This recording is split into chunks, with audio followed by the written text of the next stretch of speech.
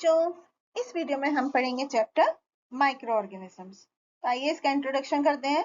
तो बच्चों, there are different kinds of organisms जो कि हमारे आसपास हमारे एनवायरनमेंट में रहते हैं। कुछ होते हैं जो बहुत बड़े होते हैं, जबकि कुछ बहुत छोटे होते हैं, और कुछ तो इतने छोटे होते हैं कि they can not be seen with the naked eyes. तो यहाँ पर आप इन पिक्चर्स को देखिए। तो बच्चों, बहुत छोटे छोटे ऑर्गेनिजम्स हैं जिसको हम फंगी बोलते हैं, जो कि इन चीजों पर ग्रो हो जाते हैं। तो बच्चों, हमने देखा इन पिक्चर्स में कि ये बहुत ज्यादा संख्या में फंगी जो होती है वो ग्रुप्स में रहते हैं, जिनको कि कॉलोनीज बोलते हैं, और इस वजह से वो हम नेकेड आइज से देख पाते हैं। तो organisms that are very small and can only be seen through an instrument called microscope are called microorganisms or microbes. तो माइक्रोस्कोप क्या है? Microscope makes a minute object look bigger by many times than its actual size. तो compound microscope में दो lens system होते हैं, eyepiece and the objective lens. Microscope used in schools can normally make an object look 25 to 400 time bigger of its actual size. से हम किसी भी चीज की मैग्नीफाइड इमेज को ऑब्जर्व कर सकते हैं। अब टाइप्स ऑफ माइक्रो ऑर्गेनिजम्स, तो there are 5 major group of microorganism. पहला bacteria, algae, fungi, protozoa and viruses. तो although we can not see microorganism without microscope, तो ये पॉसिबल है टू आइडेंटिफाई देयर प्रेजेंस। तो milk जो है वो कर्ड में बदल जाता है ड्यू टू माइक्रो ऑर्गेनिज्म, जिसको कि लोक्टोबैकिली बोलते हैं। At times food is spoiled due to growth of fungi. Fungi often grow in such large numbers that they are visible as a mass on pickles, spoiled fruit and bread. Bacteria microorganism के according अलग-अलग होते हैं. Genetic material does not have any definite shape. It is known as nucleoid. Bacteria are generally rod-like, spherical or spiral in shape, और वो singly होते हैं इन clusters और in chains. कुछ बैक्टीरिया हेट्रोट्रॉफिक होते हैं, दे यूज ऑर्गेनिक कार्बन कंपाउंड जैसे कि sugar as food.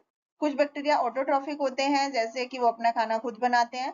Autotrophic bacteria energy use करते हैं सनलाइट की and make food through the process of photosynthesis, जिसे कि हम फोटोसिंथेटिक बैक्टीरिया बोलते हैं।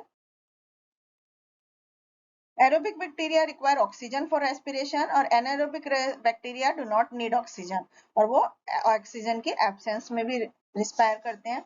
Many kind of bacteria move actively by means of flagella, और flagella cannot be seen easily under the light microscope.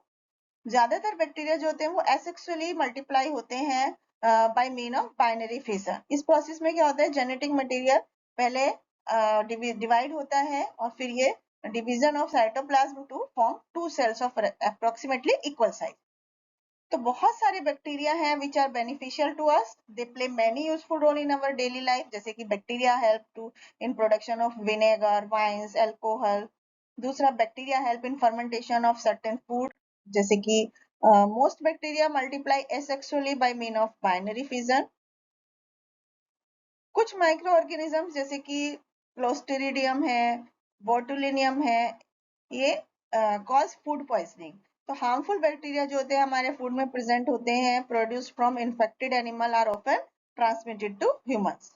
तो बच्चों, आपने देखा होगा कि पानी की जो लेक या तालाब होते हैं वो हरे दिखाई देते हैं कभी कभी। तो water of such water bodies have algae, जो उस पानी के ऊपर ग्रो हो जाती है, some of which are unicellular. Algae जो होता है एक्सट्रीमली वाइडली स्प्रेड होता है, most live in aquatic habitat, जबकि कुछ होते हैं जो टेरेस्ट्रियल होते हैं। बैक्टीरिया के unlike bacteria, unicellular algae have a distinct nucleus. Large group golden brown unicellular algae comprise the diatoms. Cell wall of diatom में सिलिका होता है, और दूसरा ग्रुप जो एल्गे का होता है great biological importance are dinoflagellates. Microscopic algae make and add huge amount of oxygen into the atmosphere every day, और वो अर्थ पर लाइफ सस्टेन में बहुत कंट्रीब्यूट करते हैं। Algae reproduce by binary fission, कुछ सेक्सुअली भी रिप्रोड्यूस करते हैं। कुछ एल्गे हैं जो जैसे कि जो सी वीड्स हैं वो मल्टी सेलुलर होते हैं and form very large colonies. Multicellular algaes को प्लांट में क्लासिफाई कर सकते हैं, but they do not have flower, seed, true leaves, root of stem. Fungi unicellular या मल्टीसेलुलर ऑर्गेनिज्म है and they range in size from single cell organism जैसे कि yeast to multicellular mushrooms. Fungi sexual और asexual method दो तरीकों से reproduce करते हैं। ज्यादातर फंगी सेक्सुअल रिप्रोडक्शन स्टेज में करते हैं अपने लाइफ साइकिल के दौरान, producing spores that act like gametes. They combine to form a zygote जो कि एक नए फंगस में डेवलप करता है। कुछ फंगी है जो हार्मफुल होते हैं ह्यूमंस के लिए, तो major harmful effect of fungi क्या है? Fungi cause skin disease in human beings. Fungus cause a disease called aspergillosis in poultry. Fungi spoil food by the process of fermentation. Fungi cause various disease in plant जैसे कि blight disease in potato, rust disease in wheat, mildews destroy plant like wheat, grapes and barley. जितने भी protozoa हैं वो unicellular animal हैं जैसे कि microorganism. At times they are found in large group and form a colony. तो they larger in size than bacteria, bacteria से बड़े होते हैं और उनको स्टेगनेंट वाटर में, तालाब में पाया जा सकता है। Protozoa depend on other organism for food and they take in solid food. Food spoilage का मतलब है undesirable changes occurring in food making it unfit for human consumption. Food spoilage से के दो मेन सोर्सेज हैं, pests and microorganisms. Pest में include insect and rodents. Microorganism include bacteria, moulds and yeast. Food spoil होता है जब enough microorganism multiply in the food to cause changes in the flavour और odor। Malaria in human being is caused by a protozoan parasite क्योंकि Plasmodium vivax बोलते हैं, और ये parasite जो होता है lives in the female Anopheles mosquito. जब फीमेल एनोफिलस मॉस्किटो प्लाज्मोडियम को कैरी करती है बाइट से human being, the parasites are introduced into the blood. If the parasites multiply they destroy the red blood cell in large number and the person suffers from malaria। Malaria के symptoms हैं कि fever होता है, chills, muscle एक and headache होता है, cycles of chills, fever and sweating. There can sometimes be vomiting, coughing and yellowing of skin। Viruses are ultra microscopic and smallest microorganism और वो लाइफ की सबसे simplest form होती हैं, known to science and are a puzzle to biologists because they show some characteristic of living and some of non-living matter। They grow and multiply only inside living cell of plant and animal।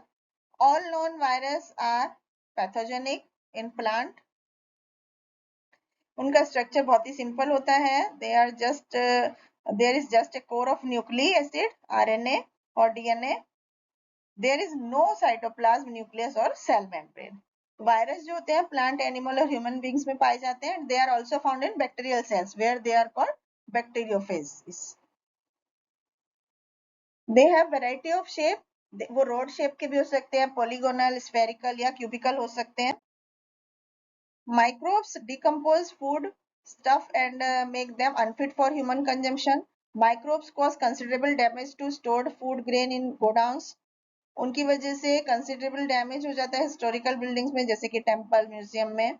Microbes cause many disease in plant, animal and human beings।